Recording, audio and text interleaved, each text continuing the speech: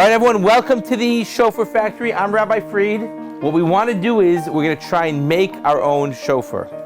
To start with, does anyone know what kind of animal grows a shofar? A ram. A ram, right. But that is the normal type of animal we're used to seeing that has shofars. What animal is this? Does anybody know? Go.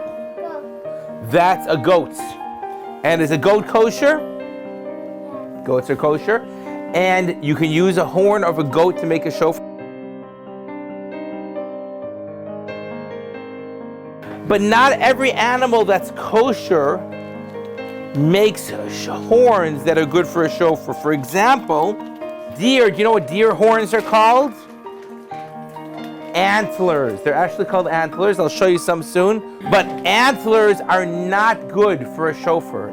Let me show everyone a couple of animals that are very unusual. But remember, they're kosher, and therefore we can use their horns for a shofar. For example, look at this funny animal. It's called an eland. Very unusual animal, but it's kosher, and look how the horns look. They kind of go straight and they're twisted. You could use horns like this for your shofar on Rosh Hashanah. Here is a kudu. Beautiful horn, and people always make shofars out of these horns. They sometimes call it a Yemenite shofar. Here's an interesting animal. It's called a gemsbok. What's unique about these horns? Totally straight. Vroom. See that? Absolutely straight horn, but it's a kosher animal, and therefore you could use these horns on Rosh Hashanah. What is this animal right here? A cow. Basically a cow, a bull. Now, is a cow kosher? Yes. A cow is kosher, but we don't use anything in the cow family for a shofar on Rosh Hashanah. And here's a bison or a buffalo, I'm not even sure. Again, kosher animals, we don't use their horns on Rosh Hashanah. When an animal grows a horn, there's no hole. In the horns we have, it's going to be our job to cut a mouthpiece. Because when it grows from the animal, there's no hole. Who sees this over here? This is, you don't usually see this, stuff that grows inside of the shofar. I shall show it to you. Gotta pull it out, and it looks like this. You ready? Here we go. Boom. This is the marrow, stuff that grows inside of a shofar. Now when we get a shofar, even the shofars here, it's already been taken out. But when it grows, it's in there. In fact, the word shofar, you know what it really means? It comes from the word shofar, which means tube. A shofar has to have an inside and an outside. The inside stuff comes out, then you have the nice outside, that's where the sound comes out of. When we have our antler from our deer, remember, is deer kosher? It is. But there's no inside here. It's one solid thing. That's why we don't use deer horn on Rosh Hashanah. Here is our kudu horn.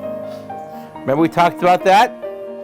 Now it's not as shiny as shofars we're used to seeing because it's not polished. With sandpaper, if you sit and rub this a lot, it'll get shiny.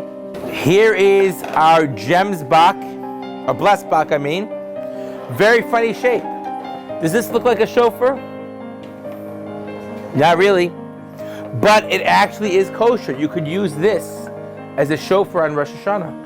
We don't use anything in the cow family because if you remember the story, when the Jews came out of Egypt, what was a very bad mistake they made with a cow? Yeah. Chet ha'egel, the egel hazav, the golden calf, they bowed down to it. So therefore, anything connected with cows we don't use on Rosh Hashanah because it reminds us and Hashem of that problem.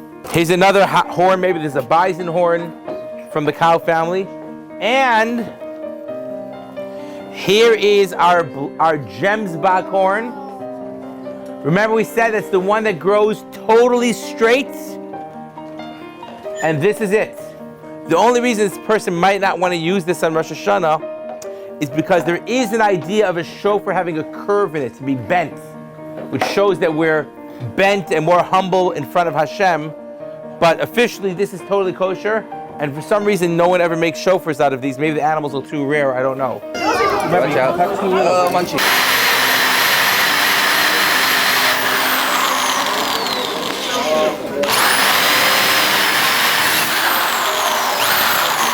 Excellent.